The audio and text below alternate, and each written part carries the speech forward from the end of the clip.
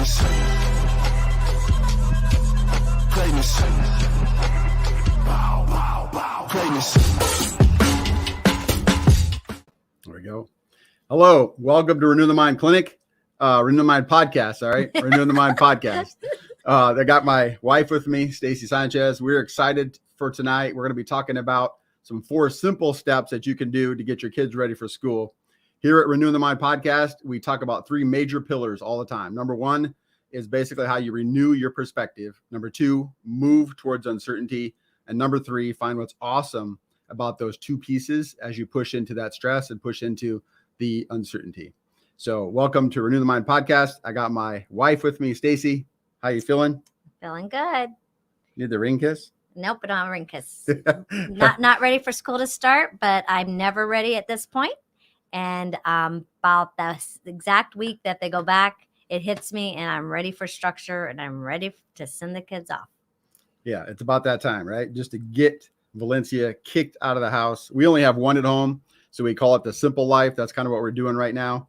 So right now we're just going to jump in, get you started on how to get your kids fired up for school with 4 easy steps. The first thing I want to start with is this. If you can see it, okay. Little bitty spoon. How many of you like ice cream? I love ice cream. It's my favorite thing. Ice cream on pie. Chocolate. Yes. What? No. Fruit syrup, pie. the chocolate syrup, Fruit on pie. The ice cream. All right. So open it up in the chat. Would you rather have chocolate or would you rather have fruit pie? And I'm talking like, no, I'm talking about the ice. You said ice cream, so I'm saying chocolate on top of the ice cream. Okay, gotcha. Okay, yeah. I thought you were switching it and saying ice cream, no cake. I'm like, come on. I think people would rather have ice cream over cake. So that's what I was doing. Yeah. Okay. You said pie though. Tiny spoon, right? Sorry. Tiny spoon, ice cream on pie for me. I thought you were going ice cream on cake. Oh, that's what the issue is. All right. So tiny spoon, right? When you go and you like you want to try a brand new ice cream flavor. And you're like, hey, can I try that rhubarb strawberry? Okay. Or rhubarb crumble. Dude, I'm not even going to lie. That was the best of my life. Rhubarb crumble. So you give this much, right? And this is what I want you to think about. As we push into these processes, the one thing you can't do is you can't get a huge ladle and scoop and feed your kids until they're stuffed. Okay. We're talking about information, but I want you to use a baby spoon. So I want you to think about a tiny taste where you just get a small bite of ice cream and you're looking at everybody going, whoa. And what happens is just enough. That's the quote here. This means just enough. When you get just enough of that taste, it's supposed to spark curiosity. And when you're curious, you want more, right? Nobody has to beg you. Nobody has to pay you. In fact, I'm willing to pay for that rhubarb crumble. I had a small taste. Man, I'm curious. Okay. Give me a huge cone and put like 4 scoops in it. Okay, that's a lie. Give me the waffle cone. Give me 2 scoops. And by the time I finished it in the car, I was back for seconds. That's how I want you to think about this. Okay. So we're going to give you 4 steps. We're going to give you a lot. You can rewind this back, listen to it later. But here's the concept. Just enough for the kids, because you're going to hear this. You're going to get all excited and you're going to set the kids down. You're going to give them a lecture and they're going to roll their eyes and they're going to hear 0% of what you're trying to say. Okay, so as you think about when we push through, I'm going to give you the nuggets, and I want you just to think in your head, just enough. I need to give them just enough to produce some curiosity about the 4 pillars that we're going to go through today. All right. Okay. You want to go over what we're going to talk about? Yep. We're going to do the 4. I say simple ways. I am into simple. I don't like things that are too much. Sometimes if you get something that you have to do and it's overwhelming and it's not simple, you just won't do it. So I'm always about simple. One thing I want to say before we start is we're going to give you different plans, different ideas, different ways to do things. First of all, if you have another better way or another great creative idea, put it in the comments. We love to hear other people's ideas because we all grow from them. We always can be learning different things. And also these plans are just plans that we've worked in our house that someone else has done.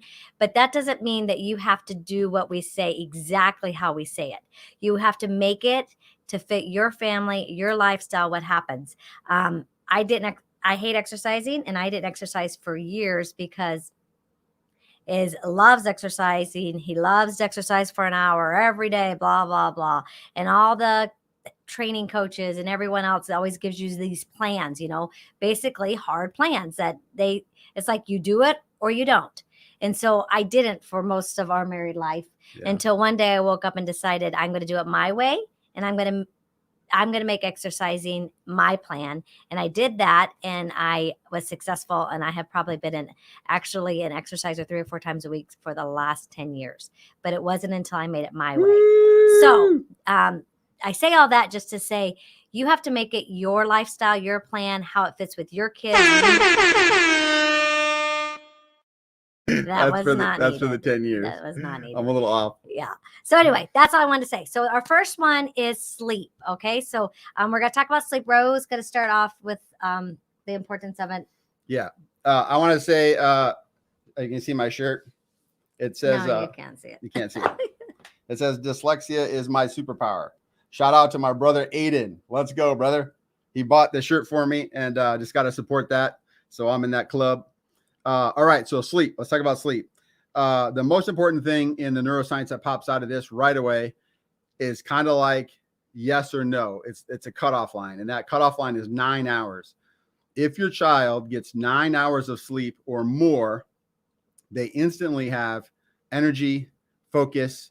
They get better learning, which means they pick it up quicker. And then the other piece is they have better social behavior. So instantly they start the day off ahead of the curve. And obviously the opposite is true. If your child gets less than 9 hours, they don't have the energy, which they don't put in to learn, which then the learning slows down. Then they have poor behavior. And then because they have poor behavior, you have social disruption. And they're literally dominoes, okay? You get one, you get the next, you get the next, you get the next from 9 hours of sleep, or 1 falls, 2 falls, 3 falls, 4 falls. Now, obviously, they're acute, which means if you have 3 or 4 good days of 9 hours of sleep, you're great. And then you have one really poor day, that next day might be poor, but then you get back on track and then you go again. Those of you who already have a sleep routine, those of you who do pretty well at this, you already know, like daylight savings, or, the night after, like, Thanksgiving or something like that, or a holiday, you know that your kids are going to be wrecked for a day or 2 days, but just get them back on that sleep routine. That's how important it is as we push into these sleep routines here. Now, the other thing is, if you have poor sleep over time, there starts to be an accumulative effect of what happens to you. Okay. So you get increased risk of depression, increased risk of anxiety, increased risk of impulsivity. And then those three things create a very poor learning environment. And those kids typically have school refusal and don't want to go to school. So I want you to think about that. Now, on the other side, a cumulative effect of months and months and months of getting those kinds of sleep. Those are the kids who usually have really sharp academic skills, and they're really good at problem solving. So 9 hours is your key. Get 9 or more for every kid. So how do we do that when we've had kids at home all summer, depending on if you have a high schooler or a middle schooler or an elementary school? You maybe have high schoolers that are not going to bed till 3 a.m. Then you might have middle school kids that are going to bed at midnight. And no matter what, most of the time our children are staying up later in the summer. So how do we get them back on track and have that first day be a success? So just a couple little things. So when do we start? So when do we start a plan? When do we start a program to get our sleep back in order? That's really up to your family. It's up to your kids. How well do they adapt? How quickly can they make changes in their life? So for some people, they need to start now, this week. Depending when your school starts, it might be 2 weeks before school starts. It might be 1 week. I would suggest at least 1 week before school starts, you do some sort of a plan. We always like to start a sleep plan on Sunday nights. We go to church in the morning on Sundays, so we're getting up early. So no matter if they stayed up late the night before, they have to get up and go to church. So by Sunday night, they're tired. It's a perfect night to start. Now, if you don't go to church or that doesn't work for your lifestyle, then just pick a day where you set the alarm, maybe not the same time you would get up for school, but earlier than normal, just to get them not so they're tired that night for bed. So you just start waking up. You want to get them up and going like they would for school. So here's a side note, and parents aren't going to love this one that have older kids, but 2 hours before any bedtime, all electronics need to be off. Phones, gaming, everything. And that's just to prepare their brain. Ro has, I'm sure, all the scientific reasons, but I just know that they need to be off 2 hours before so their brain is ready to fall asleep. So saying that, so if you start now, so this week, okay, starting say Monday, this coming Monday, if your kid is a 3 o'clock, go to in the middle of the night bed, they start going to bed at 12. Then maybe they do that for 2-3 days. Then you take it till 11, then 10. You should get what I'm saying. Just so with between now and the first day of school, you've slowly eased in their sleep cycles to equal 9 hours and go to bed at the normal bedtime for school. So it's pretty simple. When people come to the clinic for you, do you give them a certain type of sleep plan? If their kids are not good sleepers, do you have any suggestions in that area? Yeah, so the idea is the circadian rhythm issue, which means you have to start the morning with bright lights and you have to finish the night with very, very little light. If you have blue light past 10 p.m., you're going to have insomnia. What's blue light? Any light from a screen, Okay. our lights right now, Yep. our lights here. So Okay. tonight, Phone. Phones, any electronics, any screen. If you can actually get backlit stuff, but I would prefer that last 2 hours before bed. It's really hard. I know what you're thinking. How is this going to work? Like church, you get home at 9 o'clock, the kids want to play games. I get it. It's a school week. We'll talk about how to do that at the end, our point number 4, but it's difficult. I understand that. We have 3 success stories, our children two have been through college with this exact stuff, the exact plan. And they'll tell you, they used to call me, sleep crazy and psycho with light and all that kind of stuff. The stories they'll tell you. They used to come in the hotel room and I'd be lights are out and they'd flip on the lights just to get me going, all that kind of stuff. But the issue is this: if you can get those 2 hours before bed, there's a lot of relaxation that happens. Okay. During that relaxation time, you'll be amazed at the stories they tell you. They actually then can shed emotional pain. So some of that stuff, like let's say they're being bullied, but nobody knows it. Those are considered micro traumas. They're really tiny. And typically a guy and a girl, they won't tell you during the day. But when you open up time and you're sitting with a book, you're sitting on your bed, if you have a library or a study or something like that, you can have the lamp furthest away from you. And it's okay if you're reading with a dull lamp, or you can even have one of those lights that kind of, tip over your book. And there's a setting, we put it on its absolute lowest setting and pull it back so it's not so bright on the page. There's some ways you can kind of get around it. But the most important thing of why sleep problems occur in kids is blue light and light in general. So a lot of people will sleep with bright rope lights, like Christmas lights at bedtime. They'll have like 6 night lights because they're afraid. I understand you have to wean down on those things. You can't go cold turkey with kids. But your number one issue about not getting 9 hours of sleep is there's too much light heading into bed and kids are restless and they can't sleep. Okay. So the sleep routine is pretty simple. You want it dark as possible. Blackout shades are best. The 2 hours before bed, it's dark. You walk around the house with lamps. Late at night, we don't have any headlights on. They're all just lamps throughout the house. In our bedroom, we'll have just a lamp on. Bathroom, we'll have the closet light on. So all those headlights are dropping. And as your kids start to see that, it starts to become their routine. It starts to become their habitual patterns. They actually will sit down and talk and relax. And our goal is to get them calm before bed so their brain can actually heal and clean and cleanse and organize. All those natural occurring systems that happen at bedtime, they don't happen for kids with insomnia and nightmares because they go to bed right from a movie. And unfortunately, a lot of you have TVs in the kids' bedroom. That's not good because the kids won't be able to sleep. They can't settle. So they go to bed with TV, they go to bed with music, they got light, and they wake up stir crazy. So cold, dark, within reason if you need a light in there, and then 2 hours of no light before bed. That's the best plan according to the research, and it works. All right. The second thing is also not a fun subject, is breakfast. Wait, time out. Some of us love breakfast. Like Okay, I tell my kids, I could survive on breakfast if I eat breakfast 3 times. Kids, and what you're about Okay. ready to tell them about breakfast. You'll see. Okay, we're going to talk about breakfast. I have a little things with breakfast, but Ro's going to talk to them about the science, the meat, the good Okay, stuff. so the neuroscience on breakfast is pretty simple. So if you have breakfast in the morning, and these are acute effects again, like that day, it does have a positive effect on learning. It has a positive effect on behavior, has a positive effect on memory.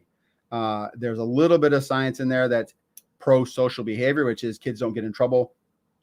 but that doesn't last very long. And that's mostly like the first couple hours of school because they're full.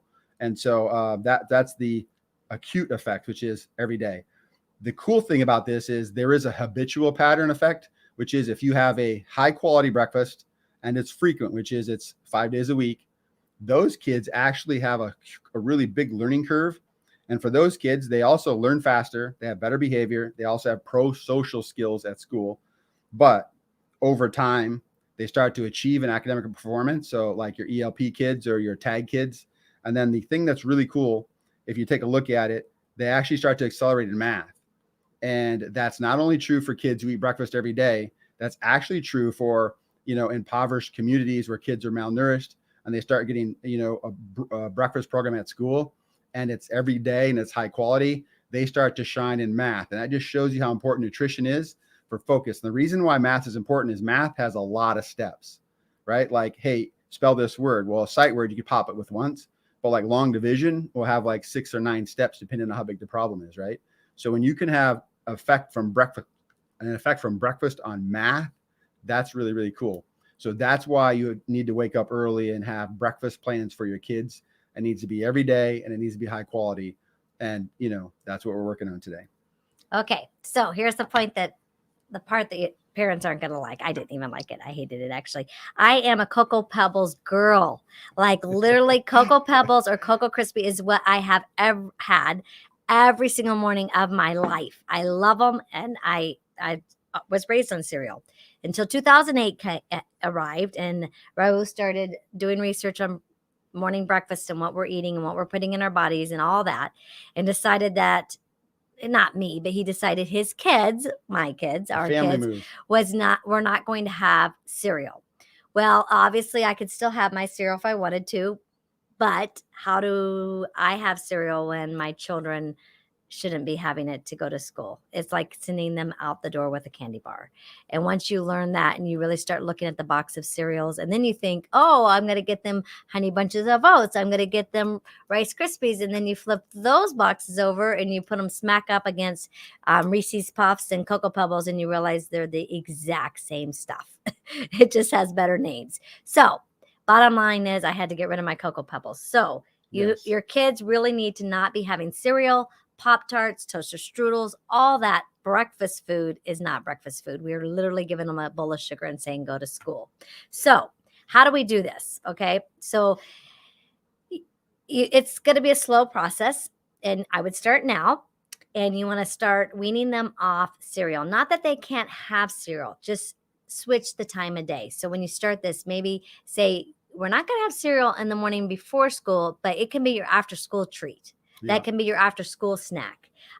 Or 4 days a week, Monday through Thursday, we're not going to have cereal. But on Friday, you can have a hard-boiled egg and a bowl of cereal before you go to school for a special Friday treat. Or we'll have egg souffle for breakfast, and then we're going to go stop and get a donut on the way to school. It's not like you have to be just hardcore, but just the goal is to get them eating more protein. So ease into it. So now, a couple weeks before school starts, maybe start doing protein breakfast with cereal. So every morning have eggs and a bowl of cereal, peanut butter toast and a bowl of cereal, just to slowly wean them. Even if it's like half of the egg or half of an egg sandwich or half an egg burrito, and then a smaller bowl of cereal. So I think the important thing is this. We have to start somewhere and push, but here are the big red flags. No breakfast is not good for kids. That's number one. Number two is having blood sugar crash, so the kids will get moody. That's why that's terrible for kids.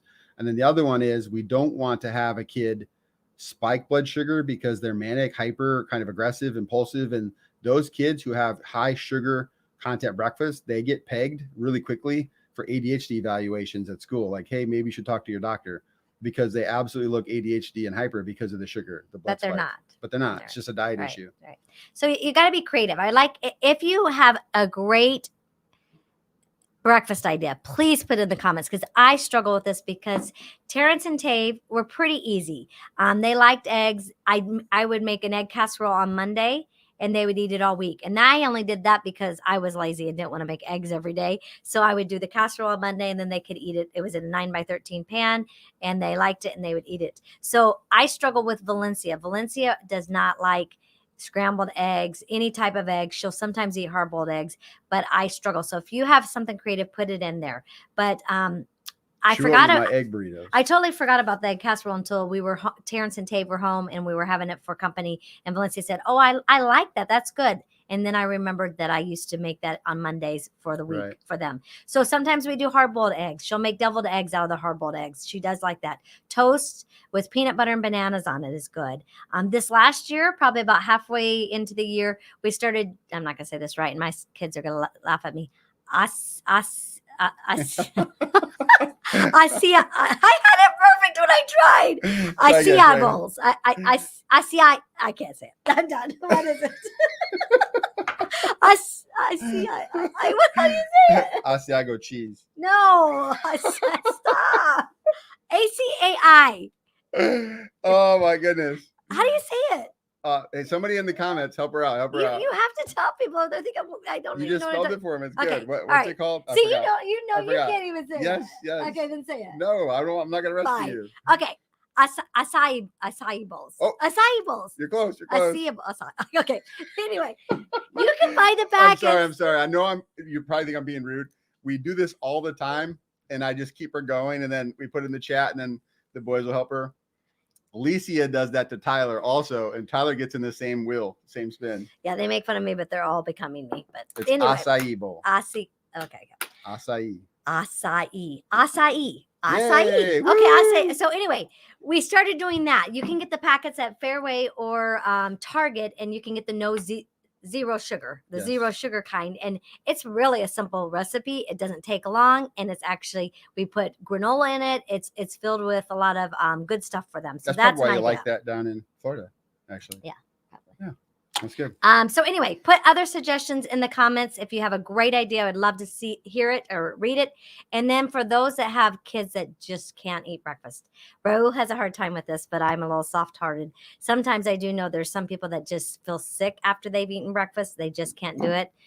He's like, suck it up and do it. But that's not, as a mama, that's hard. So some suggestions is they have those yogurt drinks, not the ones filled with sugar. I'm talking the protein ones that are good. Yeah. Maybe you can slowly start having them sip on that in the morning, or a protein shake that sometimes helps just by drinking something. Or if they just really can't, get some healthy to-go snacks. Make sure they're healthy and not just packaged as being healthy, and send them with them. So maybe like at 9 or 10 o'clock, they are able to eat. They can, in between classes or at school, they can eat that healthy snack.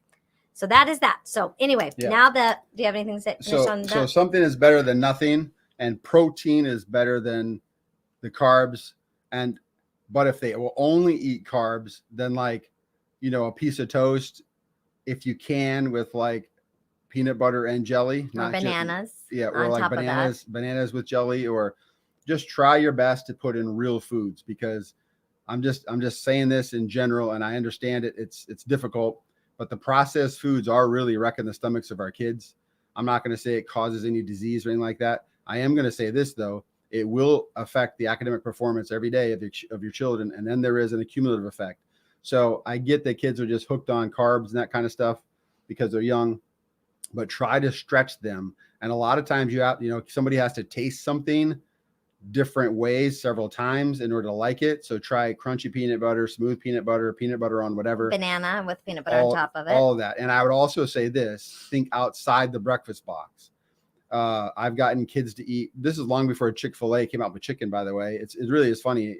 Family sent me an email and said, you should have sold this to, it's not like my idea. Everybody just thought about, hey, why don't you just have a chicken sandwich? You like chicken sandwiches. Even kids who are super picky and they just have chicken fingers. I'm okay with cooking kids chicken fingers for breakfast. They're breaded, maybe they're fried, whatever, but there is some protein there. So whatever a kid will eat and they're stable, it doesn't have to be breakfast food. Just avoid spiking blood sugar. Like there's a ton of kids who have like toaster strudel, cereal, and then head to school with a muffin, and then they're hyper, and then they get plucked at school for different behaviors. Okay. So the number one thing I say to families who have breakfast issues with kids is be open to a kid's suggestion. that I've seen kids have corn dogs for breakfast. Okay. I've seen kids have corn on the cob for breakfast. Yeah, true. You could just ask them, what would you eat? What would you Right. eat? What are things you want to try? And they'll tell you. They're just like, you're not going to say yes. So why would I try? And I want you to be open, because remember, we're just giving them a little bit of spoon fed stuff. Like, hey, we're trying to keep your brain on fire, like working really good, like fast. We want to get this thing turbo brain power to school, and foods do it the best. And here are the best foods that do it. I'm thinking eggs. What are you thinking? And they'll say stuff like, I'm thinking hamburger. And you're like, oh, okay. So Terrence was our guy who loved burgers. So Steve would run by wherever, Wendy's or whatever, and get the 2 for $1 or whatever cheeseburgers. And he would eat those because we were trying to put weight on him and he was super picky. So, you can trade that concept, but let them eat something. And then that starts to help their stomach. They start to get food in their stomach while they're learning. And then we slowly move them toward that high quality breakfast. Okay. But something is better than nothing. And use their curiosity and engage them in. I made the mistake of forcing the kids only. I did do like, what kind of eggs do you want? Like easy over or omelet or scrambled or egg burrito. But I said, you have to eat eggs, just because one egg has 9 essential amino acids, and the kids need those amino acids to focus. So I pushed the eggs really hard. So I'm more lenient now. Tyler says in the comments, Casey's breakfast pizza. To me, it's better than Cocoa Bubbles. They're getting, if it has sausage and bacon on it, they're getting some protein. It's not probably the best choice. Yeah. But it's better than toaster strudel. Yeah. And you can Google it, look up the calories and stuff to see what that compares to with just like a donut. But the cool thing is it does have egg in it, and maybe if they get sausage in it, there's a little bit of protein in there, which is good. But I would put that as a win then. So I then, like in the beginning, to get Terrence to jump on board, we did start, because that's when Stacy said, I'm not doing this thing. I don't care what the research says. So she kept on the Cocoa Pebbles, and so the boys fought it on me. So initially it was every other day. So eggs on Mondays, and then they could have cereal on Tuesdays. So I would do that plan. So I would start with breakfast pizza for a couple of weeks and then say, okay, we're going to move on, or you can only have it 2 days a week. Yeah. Or like a protein breakfast on Monday, and then we'll go get your breakfast pizza on Tuesday, protein breakfast again Wednesday, breakfast pizza on Thursday. You can do, you have to make it your own. Right. The goal here is I forced it on the kids just because of the research, and I tend to do that. And I didn't leave a lot of options, but for us, we started every other day. And then secondly, we moved into, if you do 4 days a week, we'll talk about this in the end, but if you do 4 days a week, then you can have cereal on Friday. So the kids went nuts. Like, I mean, like a big, huge bowl of cereal on Fridays just because it was their once a week cereal. But I just want you to think about, engage in that conversation with the kids, number one, and spark their curiosity. And when they have an idea, even if you don't think it will work, let them jump in, because that gets their wheels spinning on curiosity about what might work after that. And they'll figure it out for themselves. I promise.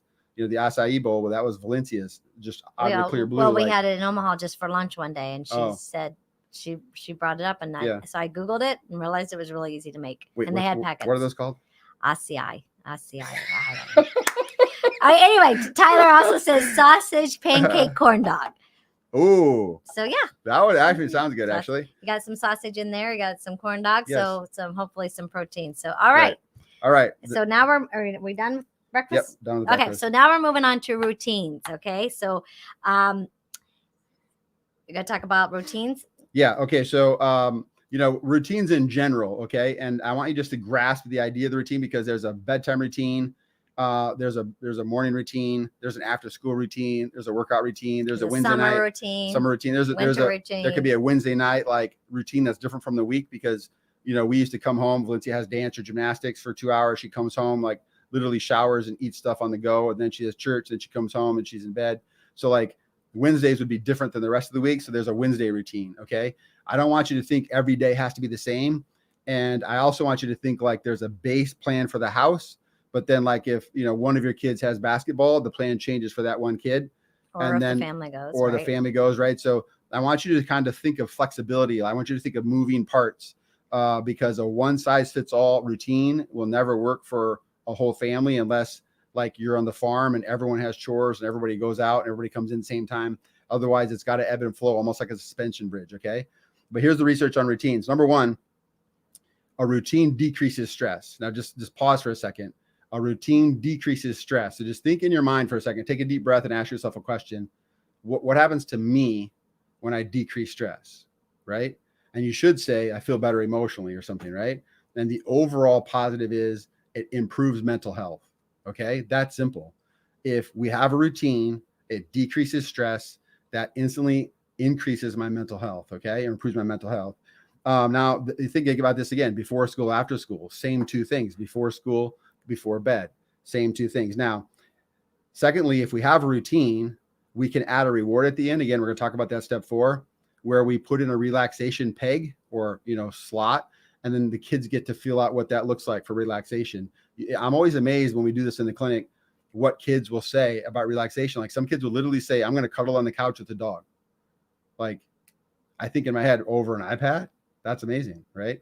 Some kids will be like, I'm gonna play with my bird, like I'm gonna play with my turtle, or like I'm gonna sit in the car and I get the Wi-Fi connection to the radio, so I get 15 minutes in the car by myself just with the radio. Not on.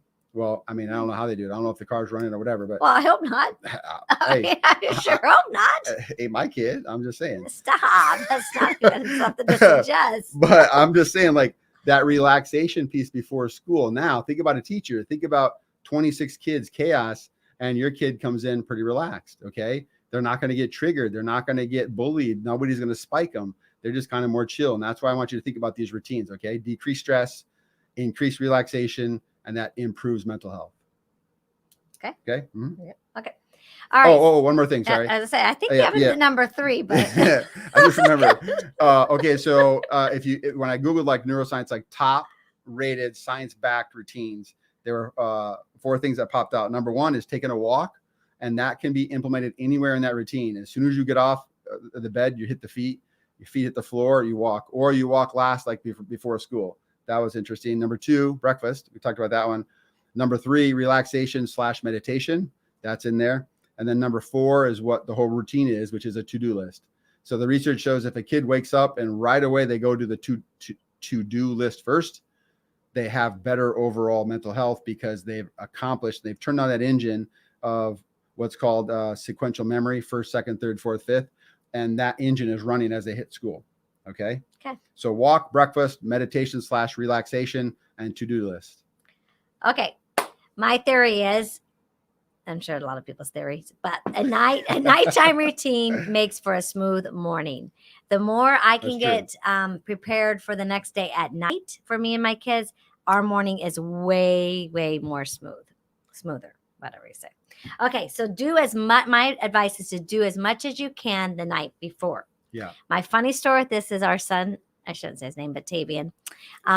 He did this very well, preparing for the school at night for his morning. He bought in all the way. Yes. And so one night I went out to the kitchen to lock up and turn everything off. And there was the toaster with a piece of bread in it. And I thought, someone forget they were going to have toast? I mean, what in the world is it? So I started asking, I said, Tavian, why is there toast in the bread? He's like, oh, I just stuck it in there. So in the morning, all I have to do is push the button and then ready to go.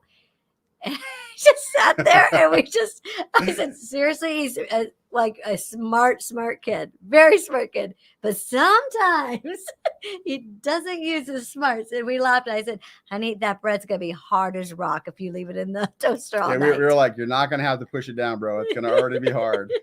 So that was funny. But anyway, set clothes out. Make sure they're picking their clothes the night before.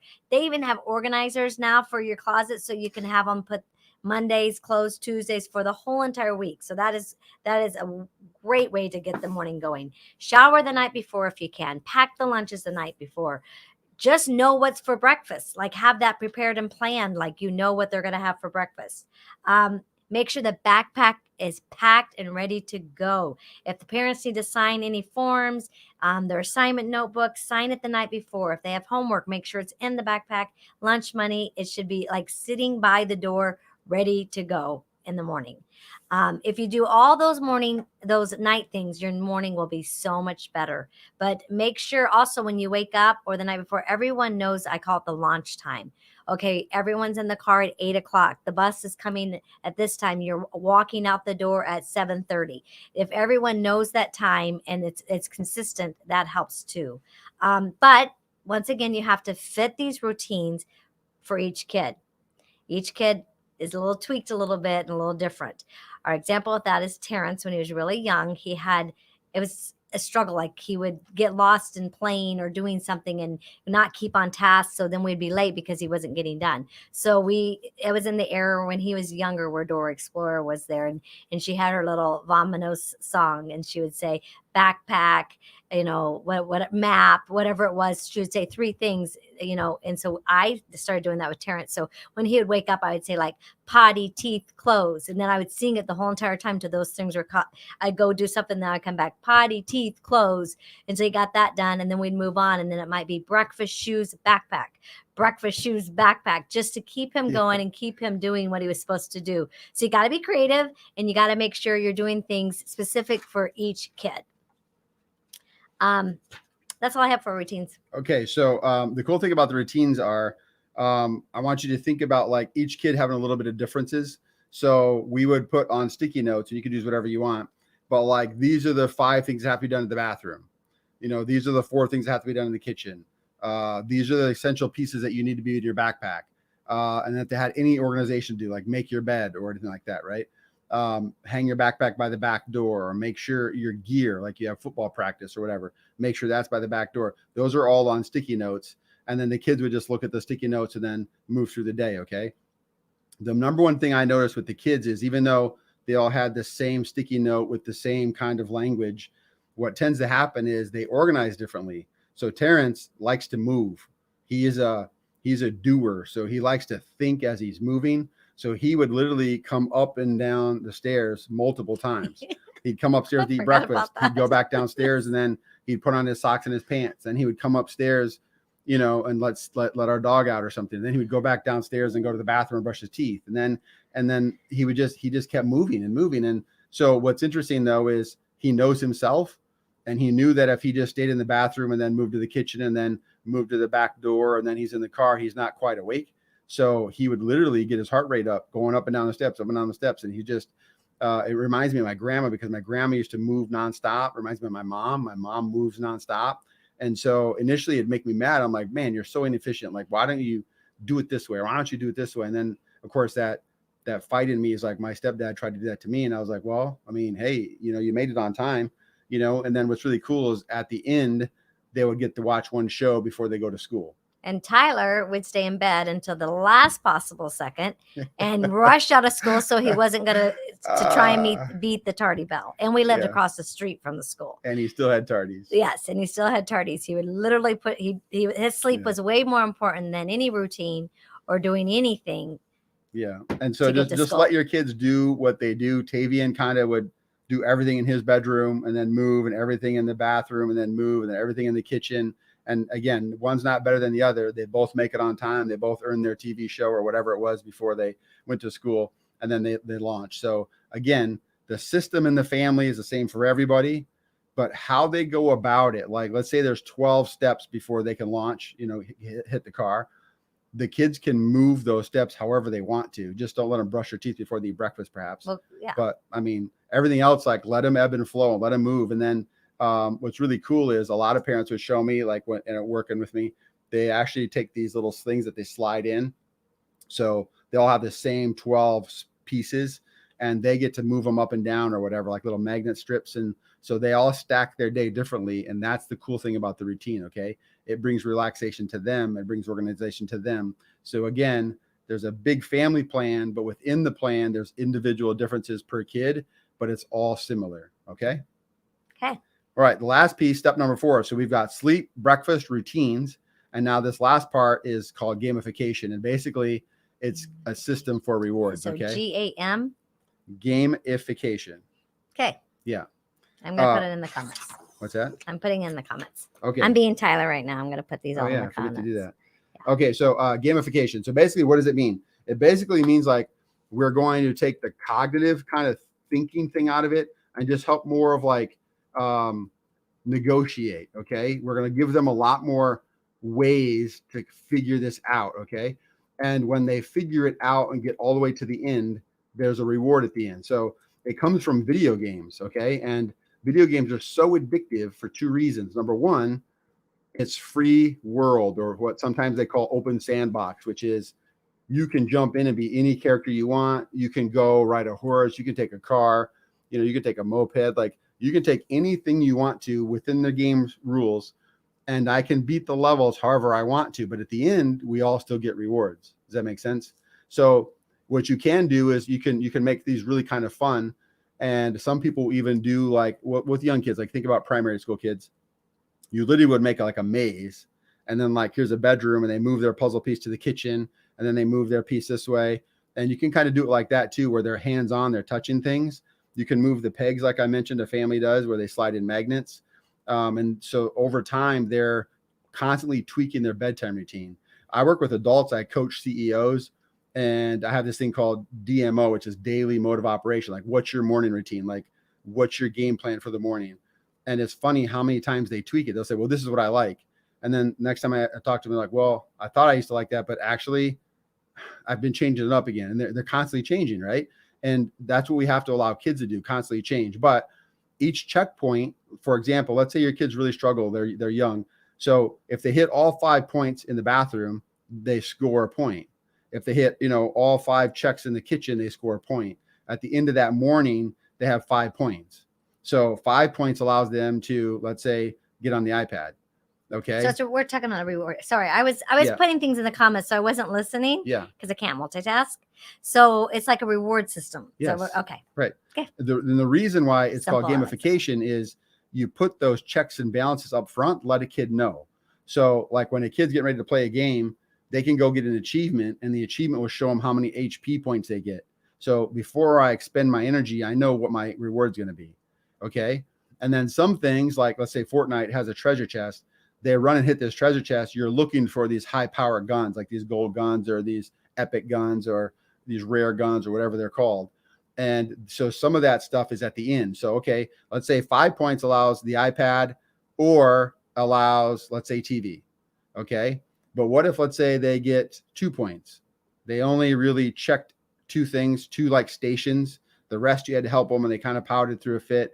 Well, they still earn points, but they don't have enough yet for the treasure chest, which is to pick a video or pick a, YouTube. Well, do you see what I'm saying? So can the kids and the parents together decide what the rewards are going to be? Yes, okay. 100%. And this is why it's important. So you can kind of come up with arbitrary point system, but then you come up with the legend of like 0 to 2 points get you what, 2 to 5 points, 3 to 5 points get you this. 5 to 7 or 6 to 10, whatever you want to say. And then like 12 or more points earns this. Okay. And we did this, a similarity of this with one of our kids to get them to sleep in their room. Yes. And we do a lot of that. We would do point system, and then they came up with the reward, and it was a night out with dad. So similar to that. I don't know why with dad, why not with mom? You already know. Okay. Sorry. Okay. So that's a reward system. And then what's really cool is, this is why the genius of it, and it's not my idea, so I piggyback off the research, off the games and stuff like that. But this is why it's really cool.